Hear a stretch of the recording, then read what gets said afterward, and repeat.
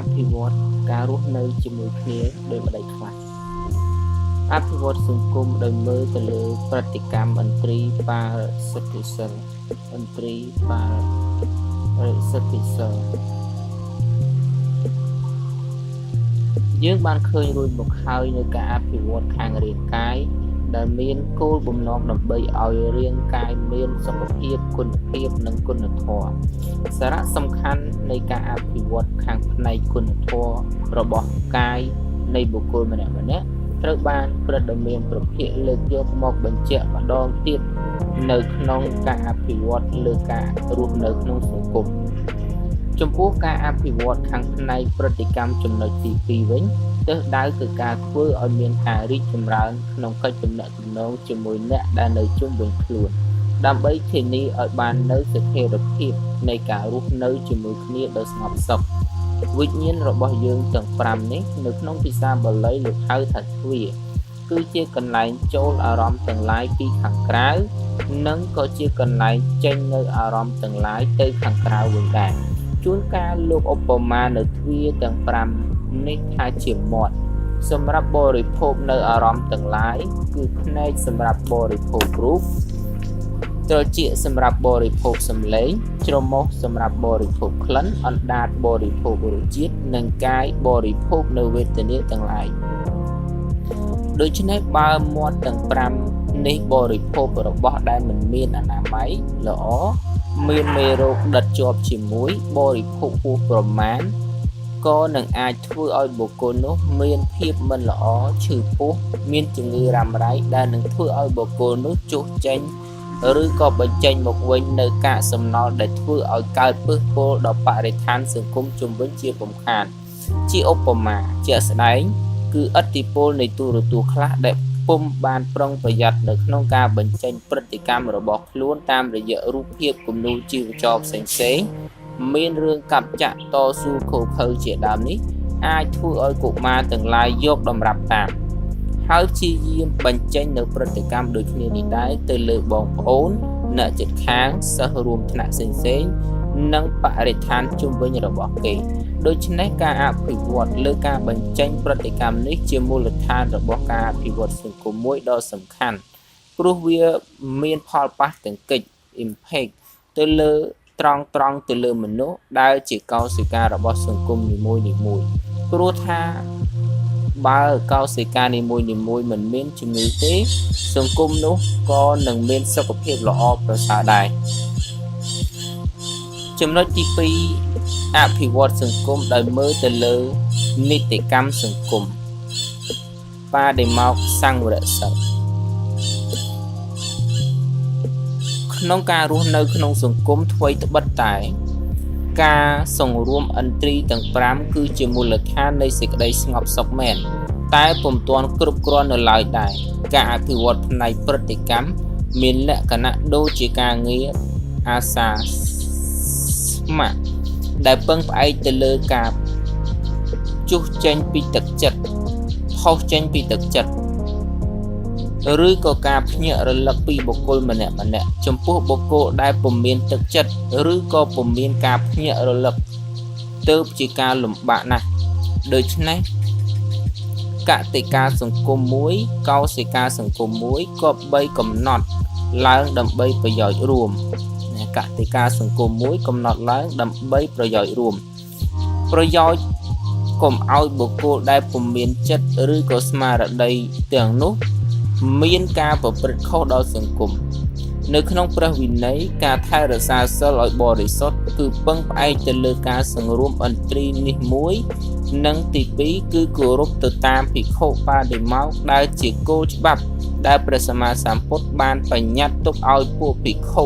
គោរពតាមនៅក្នុងសង្គមព្រះពុទ្ធអង្គបានបែងចែកច្បាប់នៅក្នុងសង្គមពុទ្ធបរិស័ទព្រះអង្គបានបែងចែក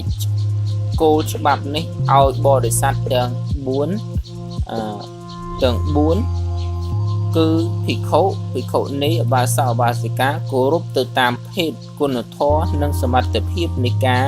ដែលអាចបដិបត្តិបានចំពោះភិក្ខុលោក គោលច្បាប់នេះមាន227មាត្រាសិក្ខាបទភិក្ខុនេះមាន311សិក្ខាបទសាមណេរមាន10សិក្ខាបទឧបាសកឧបាសិកាមាន10សិក្ខាបទខ្លះ8សិក្ខាបទខ្លះនិងសម្រាប់មនុស្សទូទៅមាន5សិក្ខាបទនៅក្នុងសង្គមទូទៅការបង្កើតឡើងនូវច្បាប់និងការគោរពច្បាប់គឺជាគោលសំខាន់ជាងអ្វីទាំងអស់ហើយដែលត្រូវខានមិនបានព្រោះថាសង្គមគេពុំសូវបានចាប់អារម្មណ៍លើការសង្រួមឥន្ទ្រីសង្វរៈ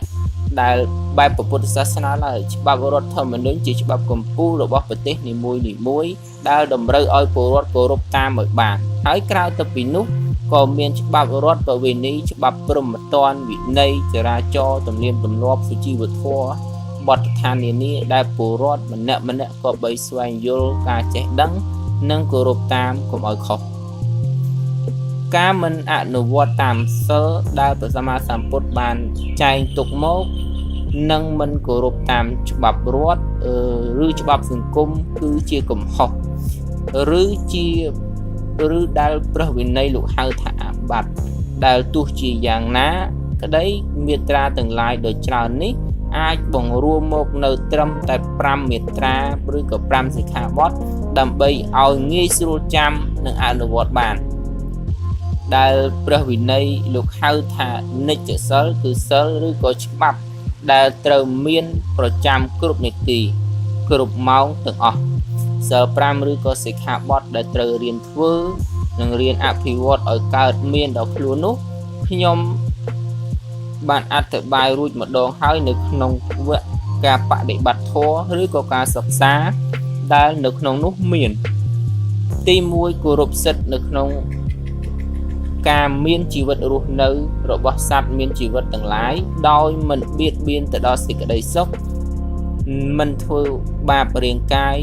និងមិនសម្លាប់ជាដាច់ខាតចំពោះជីវិតមនុស្សទាំងឡាយដោយចេតនាគឺបាណាតិបាតាវេរមណីទី2គោរពសិទ្ធិលើការគ្រប់គ្រងកម្មសិទ្ធិរបស់អ្នកដទៃទាំងជាកម្មសិទ្ធិផ្ទាល់ខ្លួននិងកម្មសិទ្ធិសាធារណៈមិនត្រូវបៀតបៀនបំផ្លាញលួចឆក់ប្លន់របស់ទ្រព្យកម្មសិទ្ធិនោះដោយគេមិនបានអនុញ្ញាតដោយចេតនាអាក្រក់គឺអត្តនេទានាវេរមណីទី3គោរពប្រពៃណីនៃការរួមរស់ជាមួយគ្នាក្នុងឋានៈជាស្វាមីភរិយាក្រុមគ្រួសារដោយមិនប្រព្រឹត្តបំពានទៅលើស្វាមីភរិយាកូនរបស់គេកាមេសុមិច្ឆាចារាវេរមណីទី4ប្រកាន់ទៀងត្រង់មិននិយាយកុហកបោកបញ្ឆោតគេដោយការមិនពិតគឺមុសាវាទាវេរមណីទី5វាចាមិនប្រព្រឹត្តការសែបគ្រឿងស្រវឹងគ្រឿងញៀនដែលនាំឲ្យសតិស្មារតីកើតវិបលាសកើតសេចក្តីប្រមាទហើយប្រព្រឹត្តនៅអំពើមិនគប្បីទាំងឡាយហើយថាសុរាមេរយៈមជ្ជបមាតតហានាវេរមណីពុទ្ធសាសនិកត្រូវរៀនអភិវឌ្ឍខ្លួនឲ្យស្ថិតនៅយ៉ាងហោចណាស់ក៏ក្នុងការប្រកាន់ភ្ជាប់តាមសិក្ខាបទឬក៏មាត្រាទាំង5នេះឲ្យបានជានិច្ចព្រោះថាជាមេច្បាប់មូលដ្ឋាននៃសេចក្តីស្ងប់សុខក្នុងសង្គម